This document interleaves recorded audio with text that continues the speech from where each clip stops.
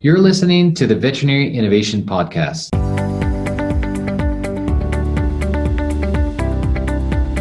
You're listening to the Veterinary Innovation Podcast. My name is Shawn Wilkie, and along with my awesome co-host, we interview the innovators in this space every week.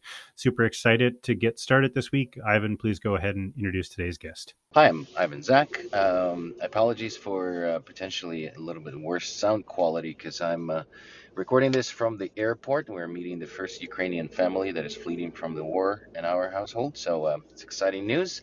But I am excited to introduce to you a colleague of mine, Dr. Theresa Bernardo. Dr. Theresa Bernardo serves as an IDEX chair in emerging technologies and preventative healthcare at the University of Guelph. The important emphasis is that it is in the University of Guelph, it's not at IDEX. And co-led informatics for the global burden of animal diseases. Dr. Bernardo is a veterinary epidemiologist specialized in health informatics, human foods, animals, and plants. Previously, she spent a decade in international development at World Health Organization and IICA, which I don't even know what that is. The Inter-American Institute for Cooperation on Agriculture. It's similar to FAO, but just for the Americas. Okay.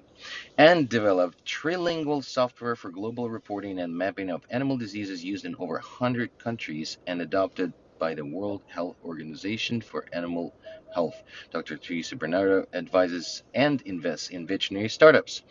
Dr. Theresa, welcome to the show. Thank you for finding the time. Thank you so much for having me. So we missed an opportunity to meet when I was at IDEX because we shortly connected and then I left. But it looks like you have an incredible and interesting career that combines a couple of my passions. One, software, two, data, and three, veterinary medicine. So how did you end up in the role you're in today, and what gets you excited every morning? Well, that's a great question. I've had sort of a long, circuitous career. And as you know, sometimes you just go where the opportunities are. I started in international development. That's something I always wanted to do. And while working in developing countries, I found that the internet was really my lifeline for access to experts, to markets, to information. So I was very keen on that. And I introduced many countries to the internet. It was a long time ago. And developed, as I said, software that was used in many countries for making decisions about import and export of animals and animal products. And from there, I wanted to see how we could use technology to improve education and health. And I had an invitation to go to Michigan State University as director of IT, information technology. So I was able to do a number of things there, everything from fiber into the building to 3D reconstructions of images. And then I went to the World Health Organization for a short while. I was there when H1N1 erupted. So I was sort of on the inside for a previous pandemic. So I had a feel for what happened with COVID. And then this opportunity came up at the University of Guelph, which was really a great opportunity to do a lot of the things I've been doing on the side as my day job. So what is your day job today? What does that entails?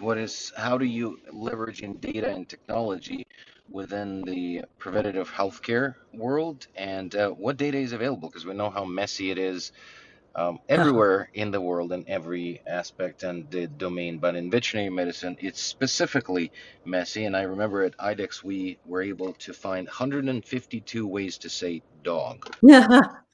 Oh, you hit the nail on the head. Ontologies and just knowing what a species is or a breed. These supposedly simple things can be really difficult. Overall, I'm looking at how we can use data to optimize health and wellness at both the individual and population levels. And part of my job is just to keep track of what's happening because there's so much innovation happening in the veterinary space right now. It's really mind-boggling. And try to figure out where things are going and then find little examples of where we can help push things forward and move the needle. So when I started in this position, I decided to work with cats because they're an underserved population. As you know, like 60% of cats never go to the vet. And I also wanted to look at the animal as a whole rather than disease by disease. So we started thinking about skinny old cats. Most cats end up in that condition. And our first question was, well, when does a cat start to become skinny? When do they start to lose weight? And there was hardly any information available on the weight of cats during their lifetime. So we got some amazing data from IDEX for 19 million cats and created curves of cat weight over their lifetime. And that got a lot of attention. And we found that people were really interested in it from a fat cat perspective. And about that time, I went to the Veterinary Innovation meeting and ended up sitting with Ken Lambrecht, who I know you've had on this show, and Dr. Bar Hadar, who was a practitioner in Hawaii at the time. And the three of us hatched a plan to look at how we could use technology to manage weight at home. So that's where that research came from. And we used digital scales and kept track of what the cats were eating, et cetera. And as you know, that ended up with Ken launching Healthy Pet Connect.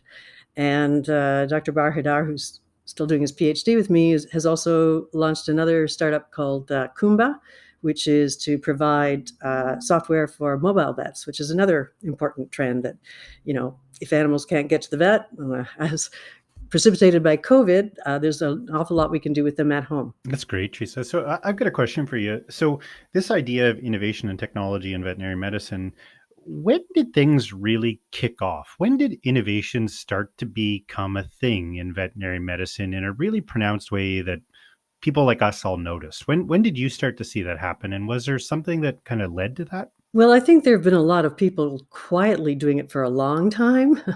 But just like my profession, epidemiology really didn't flourish until we had computers. It's, I think, really when people had strong computers in the palm of their hand that, and as people got used to using technology for everything else, they said, why not use this for veterinary medicine as well? I have to say that education and healthcare have been laggards in terms of the digital revolution. So, given the state of our data and how messy it is, what are we able to extract and what are we not? Because there's, aside from the difficulty normalizing the data, there's also difficulty of data sources and then separate companies thinking that their data is very unique to them, so not sharing it. Do you think there's a potentially global or sort of our professional commitment to merge all the data in certain way or project by project? Because I know that how IDEX was careful about their data, and then every company thinks that they have this big data play, which essentially it's just very siloed little pockets of data.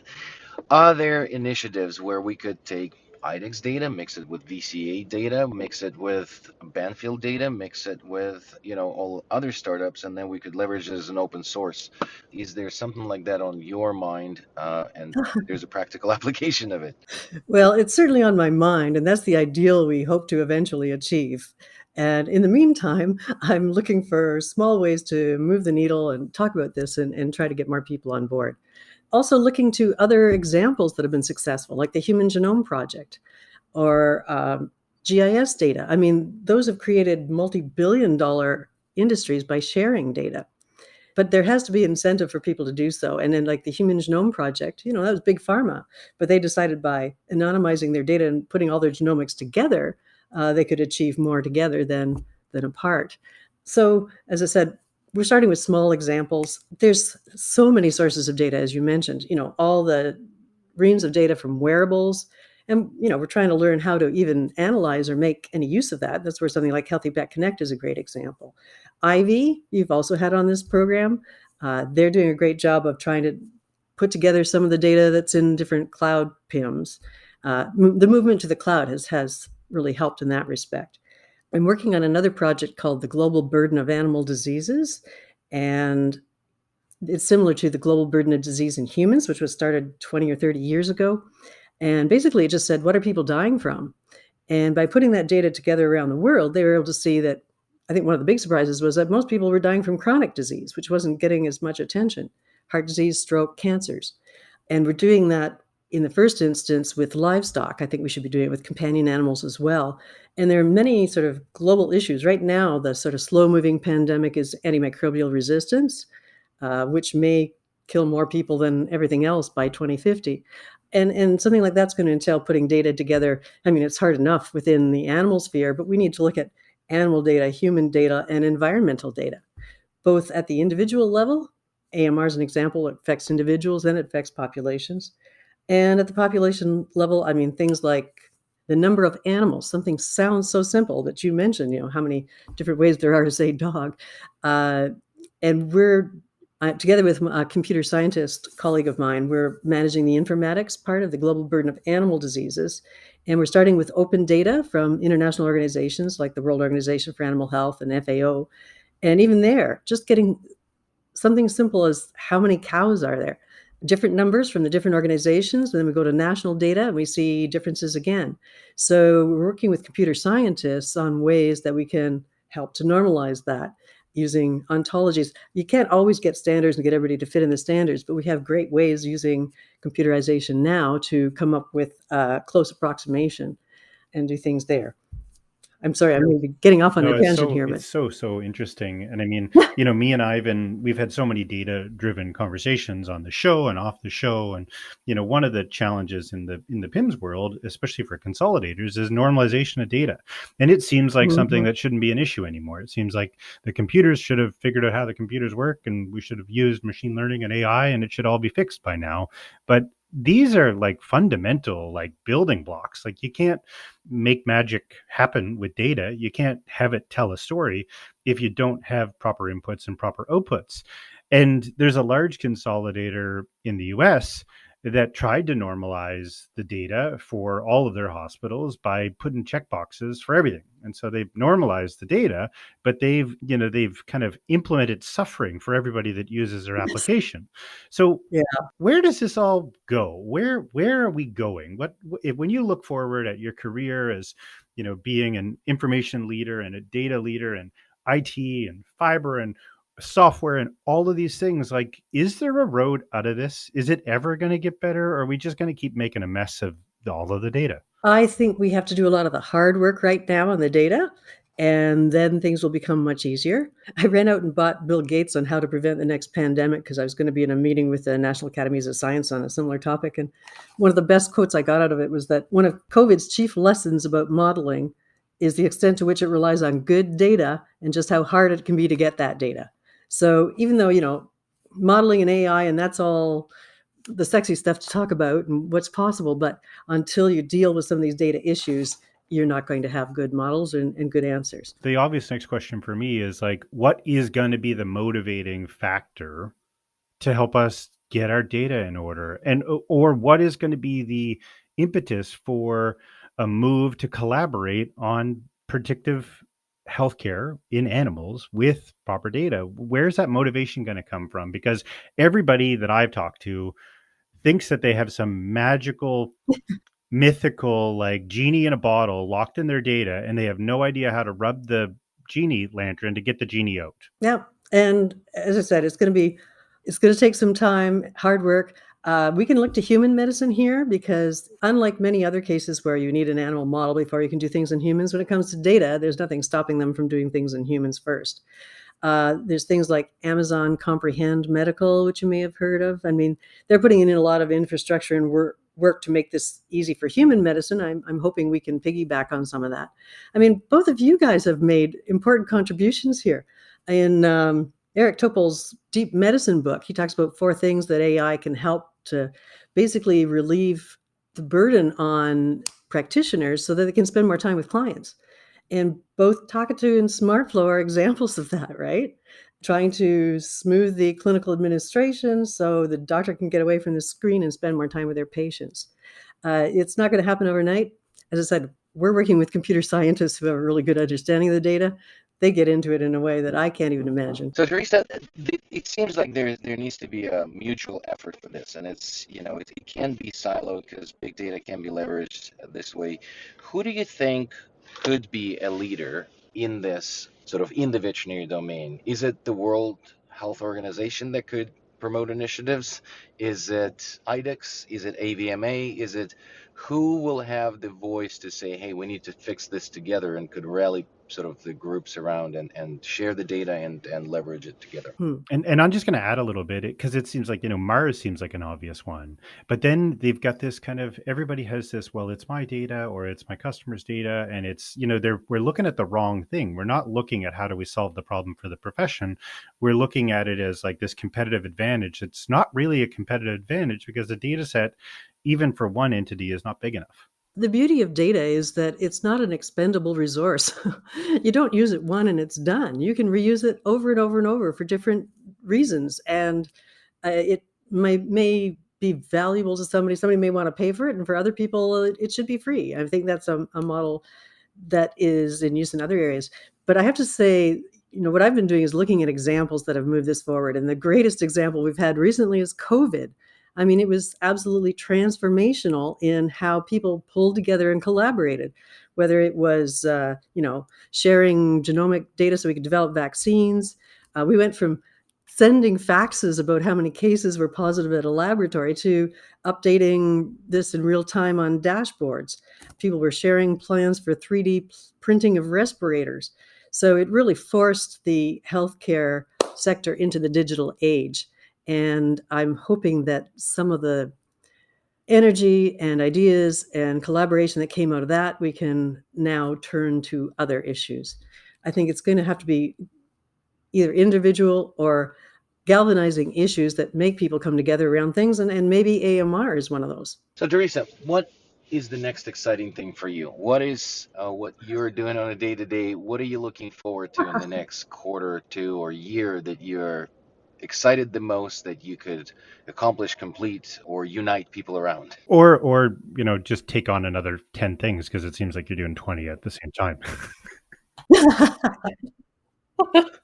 Yeah, that's a little problem. Well, I'm really encouraged that there's so much innovation going on right now. And there's so many different people pushing from different angles. As I said, Ivy trying to pull together medical records, Healthy Pet Connects showing a practical example of how you can take streaming data and actually make important clinical decisions and improve animals' health using that. So I think we need to look at the examples of successes. I think it's great that we're learning from each other. And I think that you guys are doing us a great service with these podcasts, so everybody knows what all the innovators are doing. And we have more and more, almost too many meetings now on veterinary innovation. I don't have a single answer, but I just think it's exciting that everybody's interested in this. And I think we also need to be teaching more of this and encouraging our students to think of alternative paths. I think we also need to learn to work with other disciplines. It can be very difficult, right? Because to sit in a room where you only understand about 10% of what they're saying, but we need to be bold and be out there and working with others to bring this together. Well, that's great. Well, we're at the top of 20 minutes, and our promise to our listeners is not to go far beyond that. Theresa, what book, TED Talk, video, YouTube, something that you recently read, watched, or listened to that you would recommend to our listeners? Well, a couple of people that I follow to try to have a view of what's happening. They're both in human medicine, both cardiologists. One is Daniel Kraft, just at Daniel_Kraft, and he's exponential medicine. And the other is Eric Topol, and he's written a book on deep learning in medicine called Deep Medicine.